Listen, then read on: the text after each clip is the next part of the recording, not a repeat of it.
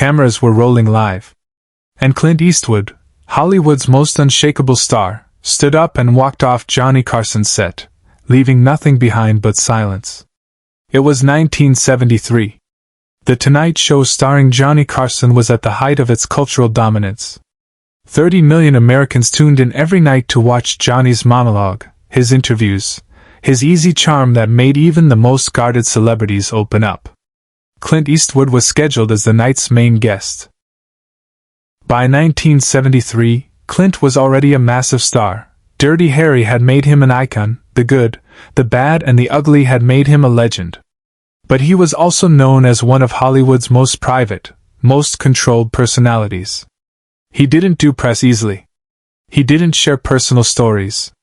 He gave interviews the way he delivered lines, economically, carefully, revealing nothing he didn't intend to reveal.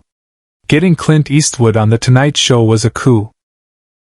The producers had worked for months to secure the booking. Johnny himself had called Clint personally, something he rarely did, to convince him to appear. The show started normally.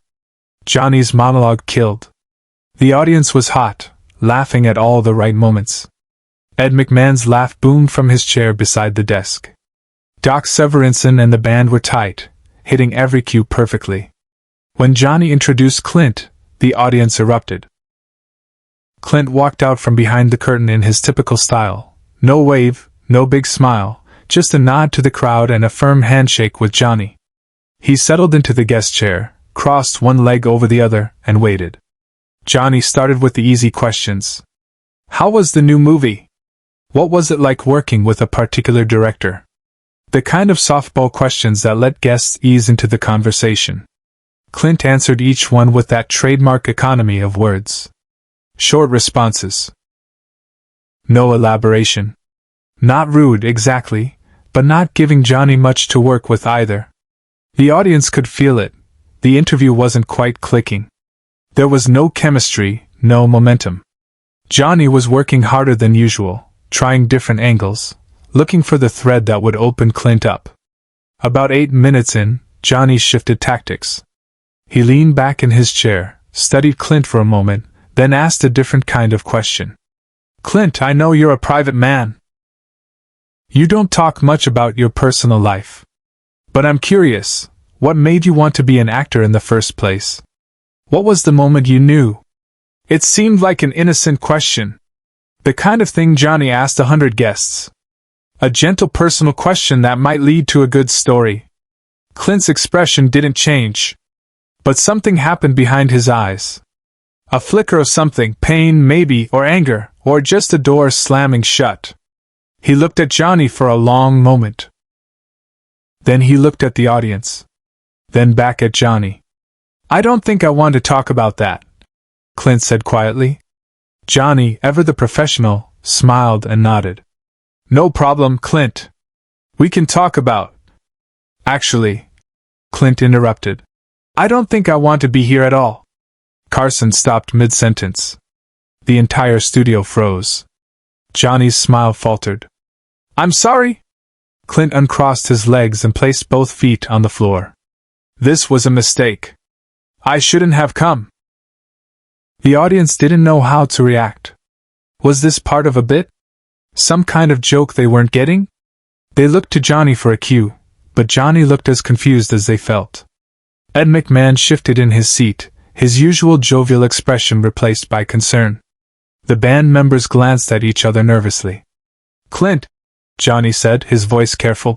If I asked something wrong. You didn't, Clint said, standing up. This isn't about you, Johnny. This is about me. And I need to leave. And then Clint Eastwood did something no guest had ever done in the history of The Tonight Show. He turned away from Johnny Carson, walked across the stage, and disappeared through the curtain, leaving Johnny sitting alone at his desk with an empty guest chair beside him. The studio audience gasped. Producers in the control room started screaming into headsets. Cameras didn't know where to point. The band sat frozen, Doc Severinsen's trumpet halfway to his lips. Johnny sat perfectly still, staring at the empty chair where Clint had been sitting 10 seconds ago. His cue cards were still on the desk in front of him, the next questions he'd planned to ask now completely useless. For 5 full seconds, an eternity in live television, nobody moved. Then Johnny did something that would later be called one of the most graceful moments in broadcast history. He looked directly into camera 1, his expression serious but calm.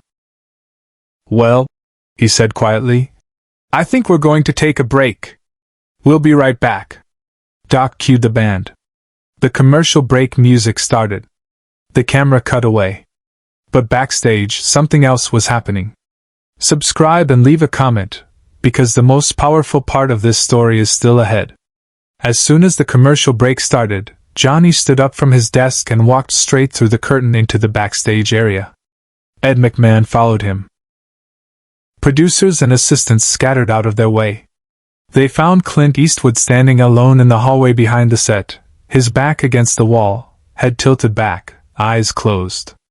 "Clint," Johnny said, approaching slowly, like you might approach a spooked horse. Clint opened his eyes. "I'm sorry, Johnny. I really am. But I can't go back out there. Can you tell me why?" Clint looked at him for a long moment. Then he reached into his jacket pocket and pulled out a folded piece of paper. Old paper, worn at the creases, like it had been folded and unfolded many times. "This is why," Clint said, handing it to Johnny. Johnny unfolded the paper carefully. It was a letter, handwritten in careful cursive script. The ink had faded slightly with age, but it was still readable. It was dated April 15th, 1954. 19 years earlier. The letter was addressed to Clinton Eastwood Jr., and it was from his father, Clinton Eastwood Sr. Johnny read it silently, his expression growing more serious with each line. When he finished, he looked up at Clint with something in his eyes that hadn't been there before, understanding, and something else. Compassion, maybe? Or recognition. "Your question," Clint said quietly. "About what made me want to be an actor. About the moment I knew.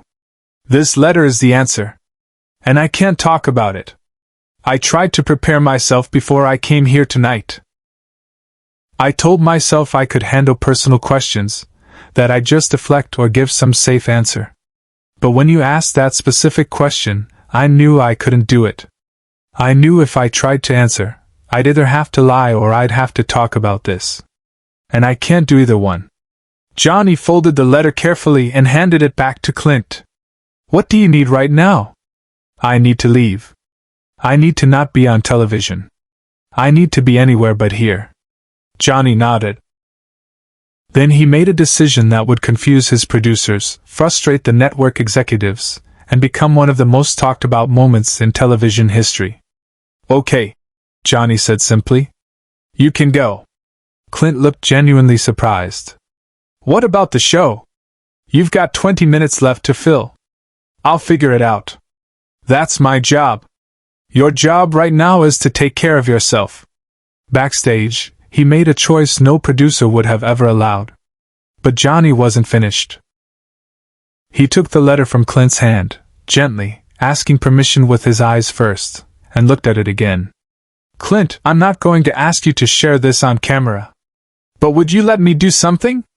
Would you let me tell the audience that you left because you were asked a question that mattered too much to answer with a sound bite? That sometimes the truest response to a personal question is silence?" Clint studied Johnny's face. "You'd do that? You'd tell 30 million people that Clint Eastwood walked off your show because he couldn't handle a simple question? I tell them that Clint Eastwood walked off my show because he respects honesty too much to fake it. There's a difference." Clint was quiet for a long moment. Then he nodded. "Yeah. Okay. You can say that." Johnny handed the letter back. "For what it's worth, I think your father would be proud of you. Not for what you've accomplished, though that's impressive. But for knowing your own limits. For protecting something that matters." Clint's jaw tightened. He didn't trust himself to speak, so he just nodded again and walked toward the exit. Johnny returned to the set alone. The commercial break was ending. The band started the return music. The cameras came back on. The audience applauded, expecting to see Clint Eastwood back in the guest chair. But the chair was empty. Only Johnny sat at his desk, and his expression was different now. More serious, more thoughtful than the audience had ever seen him. "Folks," Johnny said as the applause died down, "Clint Eastwood isn't coming back tonight. He's not sick, and we didn't have an argument. What happened was this. I asked him a question that mattered too much to answer on television. And rather than give you a fake answer or a clever deflection, he chose to leave. And I think that took more courage than anything he's ever done on screen." The audience was silent, processing this. "We live in a world," Johnny continued, "where we think we're entitled to know everything about everyone. Where we confuse access with intimacy. Where we think if someone won't share their deepest pain with 30 million strangers, they're being difficult or ungrateful. But Clint Eastwood just reminded me, and I hope he reminded all of you, that some things are too important to perform. Some truths are too private to package for entertainment." He paused, looking directly into the camera. "I've been doing this show for 11 years. I've asked 10,000 questions to 1,000 different guests. And I've never been prouder of an answer than the one I got tonight, the answer that said, 'This matters too much.' But this was the moment no one in the studio, or watching at home, ever saw coming." Johnny opened his desk drawer and pulled out a single cue card. But instead of reading from it, he turned it over. On the blank side, he wrote something with a pen from his pocket. Then he held it up to the camera. The card read, "Some questions don't deserve answers. They deserve respect. I'm going to keep this card here on my desk," Johnny said, placing it carefully in front of him.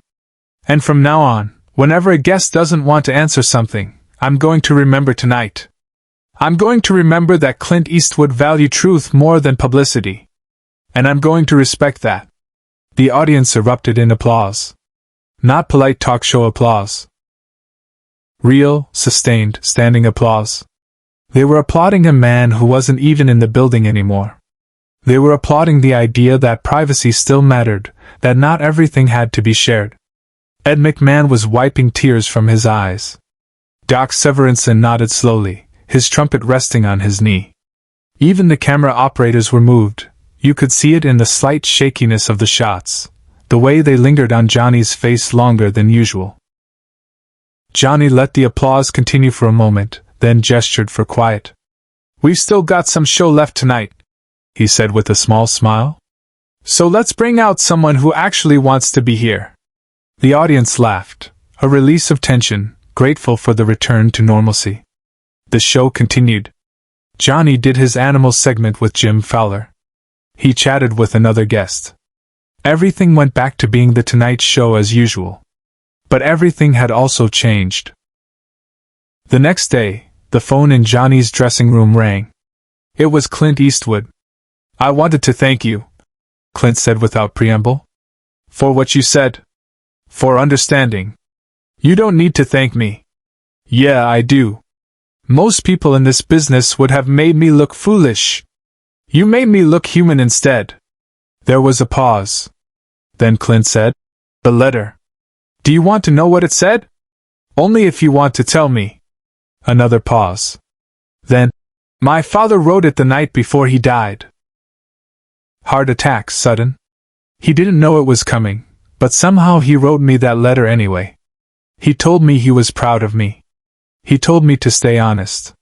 He told me never to perform emotions I didn't feel, on screen or off. He said the world would pressure me to be fake 1,000 different ways, and I had to resist it every single time." Johnny was quiet, listening. "When you asked me what made me want to be an actor," Clint continued, "the true answer is that letter. My father died believing I could be successful without compromising. And I'm trying to prove him right." "You already have," Johnny said quietly. Johnny kept that cue card on his desk for the rest of his career. Whenever a guest hesitated at a personal question, he'd glance at it. Sometimes he'd even show it to them. Some questions don't deserve answers. They deserve respect. Years later, when Johnny retired, he gave that card to Clint Eastwood at a private dinner. Clint still has it. It sits in a frame in his home office, next to his father's letter. Share and subscribe, so this story will never be forgotten. The night Clint walked off became legendary. Not because of the scandal, but because two men chose truth over performance. Johnny never asked what the letter said again. He didn't need to. He'd already received the answer that mattered.